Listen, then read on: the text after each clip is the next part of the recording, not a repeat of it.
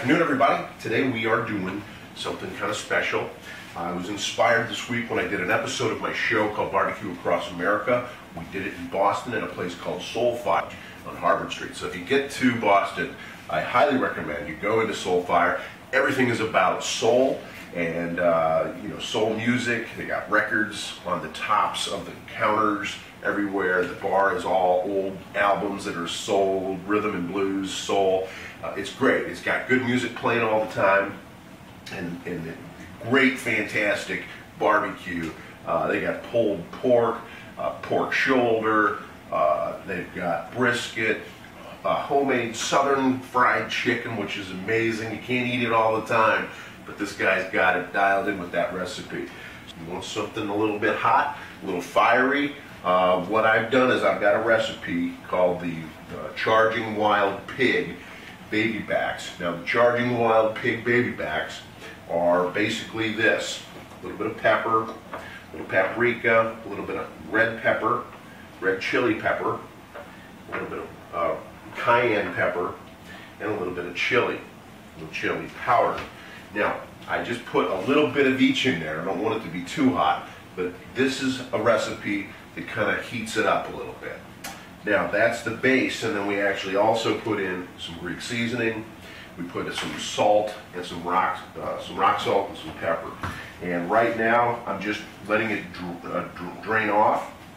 I want it to go on dry, so what you're going to see me doing right now is adding a little bit of Greek seasoning to both sides.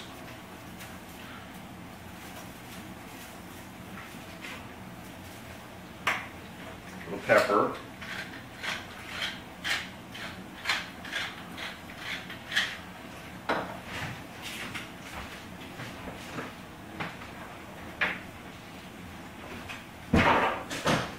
A little bit of garlic on each side too. And that kind of really gives it a nice aroma. Now we're going to go ahead and flip this over. So that side is getting really dry, and this side is looking really good and dry.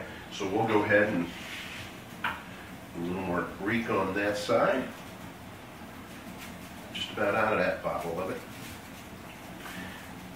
Yeah, that's just about gone. Okay. Pepper. See, we've got enough heat on this thing. This has been marinating in that dry rub with a little bit of rum on it. So if you're doing baby backs, or if you're doing any kind of a pig, I would prefer going with the rum because it leads to the sweet, right? And it's a sweet meat, as they call it. Back in St. Louis, they call it KC95. Okay. You know, their logo is a pig, sweet meat. And that's where I'm from, St. Louis. For all you folks that don't know where I'm from, you probably thought I lived here all my life in sunny Southern California, but that's not true. I've only been here 26 years. Anyway, so now we've got this thing on, and so the ribs are sitting on the rack like this in the oven, so that it just at 175 degrees just starts to cook it nice and slow. And then they'll sit vertically once we put it in. And I'm not going to do it right now, but once we get it on the grill, it'll actually sit vertically inside of one of these racks. There is my large rack of baby back going in. And like I said, low temperature, you cook pork low and slow. So we're going to go with this good 2 hours. And then we're going to throw it on for another 2 hours directly on the grill using that hickory infused wood chunk. And it's going to be delish. It's going to be tender, moist, and flavorful. It's going to have flavor explosions, and we're renaming the explosion to Triplosion. There's 3 things that happen in an explosion in the Barbecue Joe world. And if you read the new book, you'll understand why. That's what we're going to do. We're going to do some pork and beans for our sides. We're going to do a nice baked potato, but we're also going to be doing a nice salad, and some other vegetables. So always make sure you eat your vegetables and your fruits, because what makes you healthy, according to Dr. Oz and according to me, Barbecue Joe, is kind of a balance in your diet. Make sure you eat a little bit of this and a little bit of that. Never eat too much of one thing. You eat enough cheese, you're going to weigh 300 pounds. You eat enough fried chicken, you're going to be 400 pounds. You eat enough pulled pork, and you know, you just might blow it up to 500 pounds. So be careful. Marinate off and grow responsibly. We're going to talk about the wine. Going to go with something kind of Spanish. So I'm going to do a Tempranillo. This is a La Finca Tempranillo. It's very nice. It's actually made in Argentina in the style of a Tempranillo. And Tempranillos can come from Argentina. They can come from Spain. This one in particular comes from Mendoza, the area outside of Argentina where they have a large growing district. This is that $4 to $5 price range. This is an inexpensive but very tasty, nice aroma, great finish, tasting Tempranillo. And I like the Tempranillo, so it's going to go really nice with my ribs. This is a pretty bold, thick sauce, and I've got rum in it. The dry rub, all the different ingredients you saw me putting on there. And then we sweeten it with a little bit of maple syrup. Because there's tomatoes in it, there's the base sauce itself, and then there's some onion in there. It's got a nice aroma, and that's the key. You know, it's just a finishing glaze. You put your sauce on at the very end. I like a little sauce now and then, so I just put a little bit of sauce on these babies. We'll be grill side here in just about 2 hours. As you know, we're in the oven right now. How about it? Okay, as you can see, folks, we've got a lot of good hickory smoke going, just going straight across. That's what's so nice about these rib racks, is it keeps them vertical, keeps them off of the heat, you know, direct heat, so they're kind of elevated, and you get the smoke evenly going on the front and the back side. I've got this on a low, slow 225, I think is about as low as I can get on this grill. So that's what I've got. I've got it open right now to kind of reduce the heat down a little bit. Nice La Finca going, which is this Argentinian, beautiful little Tempranillo. I'm hitting the spot.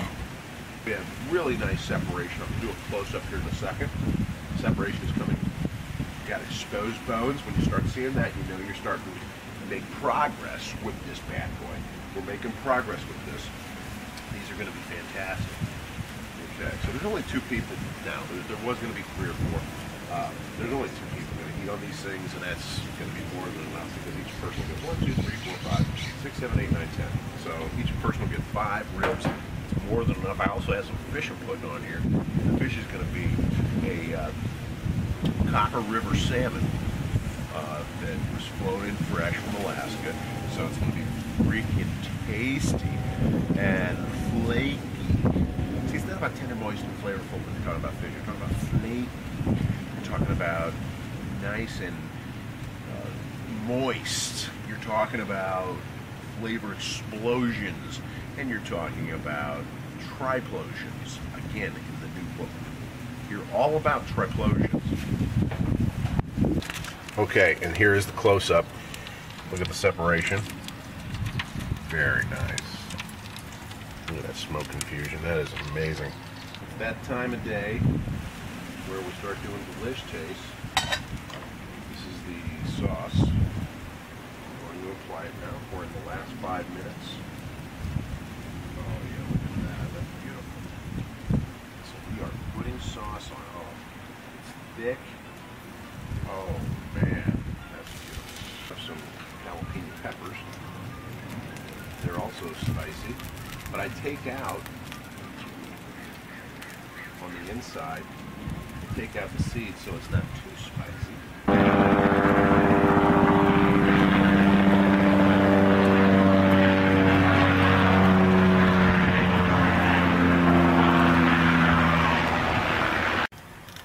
Okay, we've got these ribs ready to be cut. There's the ribs. Deli-sh taste. This is the Copper River salmon. Wow. God gave us a lot of things. That's one of them. Now let's try a little piece rib. Wow. It's just amazing. That's all I can say. Thanks for joining me. Chop, sizzle, grill, eat. Marinate often. Grill responsibly. We'll talk to you next time.